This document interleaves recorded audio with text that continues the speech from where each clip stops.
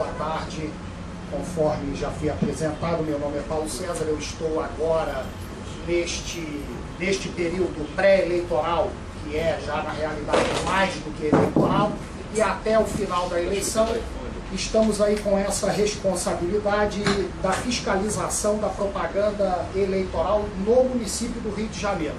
Essa explicação, digamos, orgânica do funcionamento, apesar de, por óbvio, a imensa maioria aqui a conhecer perfeitamente, acho importante e necessária. Veja, cada município tem um juiz eleitoral responsável pela propaganda, de modo que no mais longínquo município, contada a distância aqui da capital, exista uma pessoa com esta função de fiscalização da propaganda. A nós compete a fiscalização aqui da propaganda da capital. Veja, nessa explicação, digamos, de como funciona a nossa atividade, antes da gente abordar alguns temas ligados propriamente à propaganda, este ano, pegando aí uma experiência que vai se acumulando na história do tribunal, o doutor Luiz Márcio, que é um juiz muito querido, muito amigo, que me fez esse convite inicialmente, é quem veio lá de trás trabalhando nessa montagem desse esquema de controle da propaganda. Nós trabalhamos de modo bem objetivo assim. Dividimos a capital em regiões. Zona Oeste 1, Zona Oeste 2, Zona Norte, Centro-Sul, que pega duas equipes na Centro-Sul. É uma divisão que atende basicamente ao volume de trabalho a partir do histórico, e é uma divisão que vai se adequando à realidade, ela não é estática e não é necessariamente esta até o final. À medida em que o volume, por exemplo, na Zona Oeste vai aumentando, eu vou deslocando equipes para lá e nós vamos dividir. Nós colocamos as equipes na rua 7 dias da semana, em horários variados, de modo, deputado, tudo bem? De modo que não fique, deixa eu só o deputado chegando.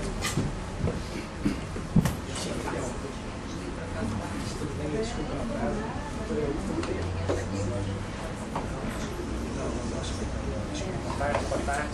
Tudo bem? Tudo bem. Tudo bem? Vai, desculpa a parada, eu interrompi. Veja, então nós dividimos as cidades em áreas, temos equipes que circulam num horário bastante extenso do dia em cada uma destas áreas. As equipes trabalham com filmadoras, máquinas fotográficas, tiram as fotos, a memória é encaminhada para a nossa central, nós imprimimos aquilo e damos o encaminhamento devido, que não se de cara, não vislumbramos ali nenhuma ilegalidade, aquilo é arquivado.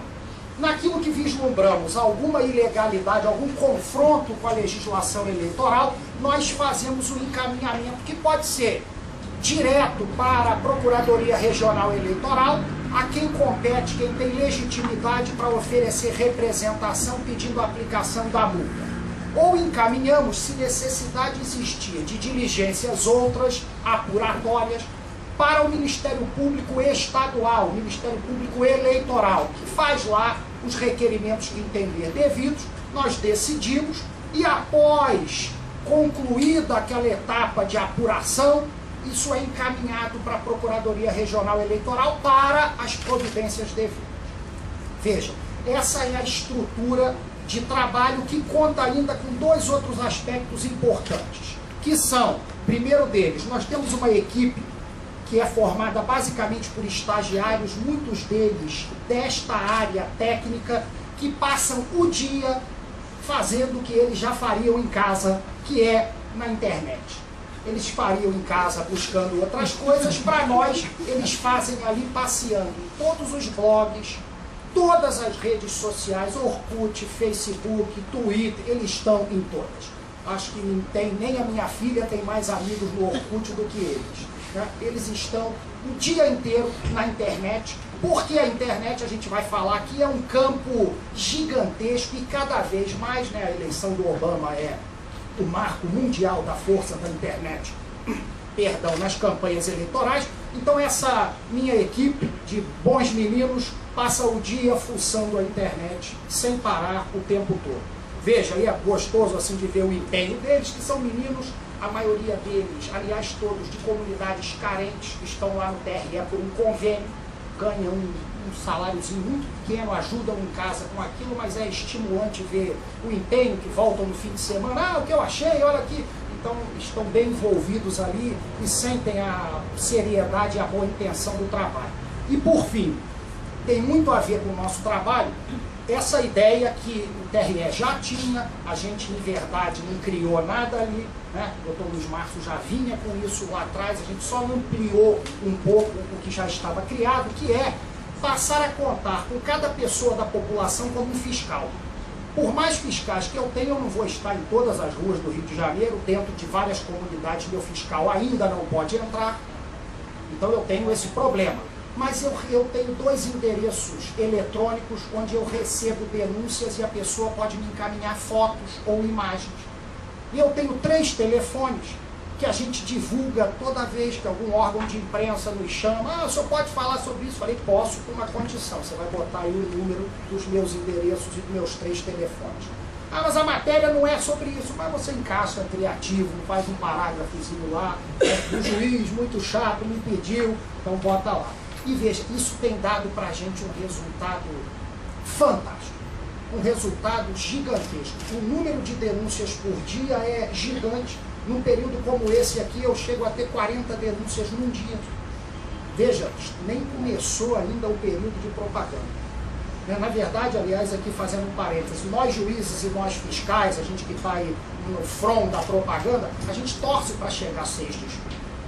Porque, na verdade, aí já pode a propaganda, porque até o dia de hoje não pode nada. Então, tudo é ilegal, tudo é indevido. Então, acaba que cria uma situação e o candidato fica essencialmente ansioso.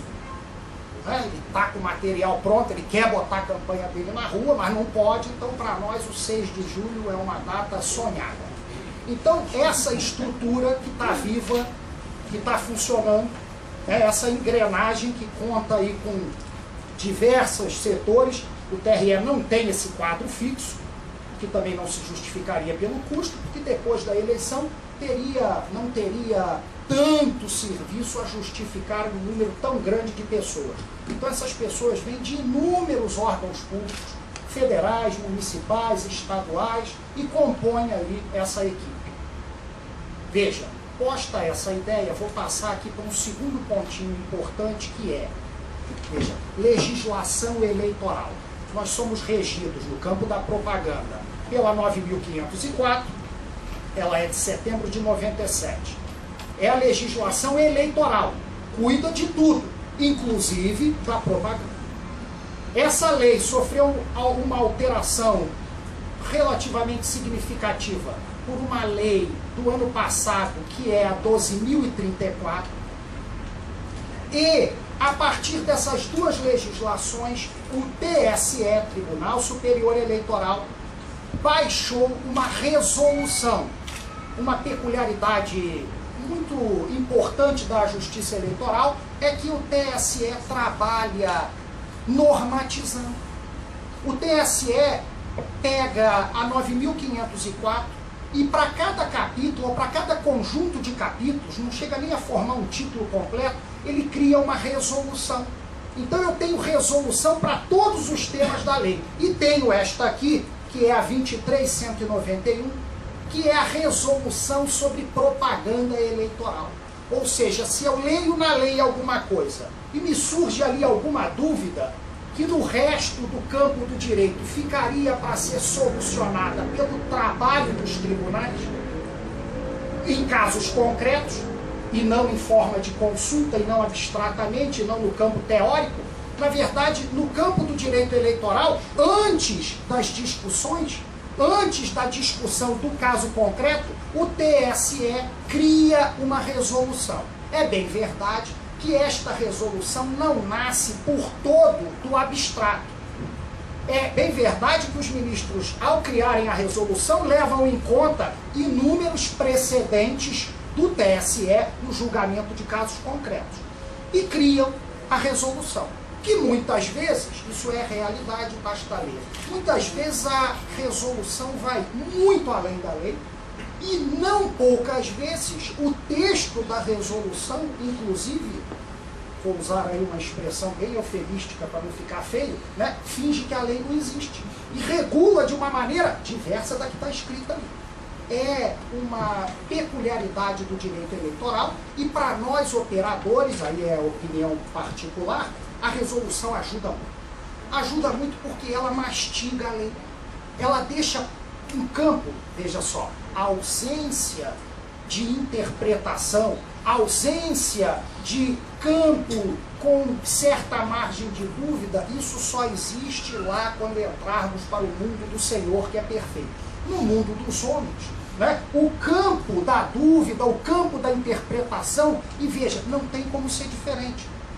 Não tem como ser diferente porque a lei abstrata tem que abranger um número ilimitado de casos.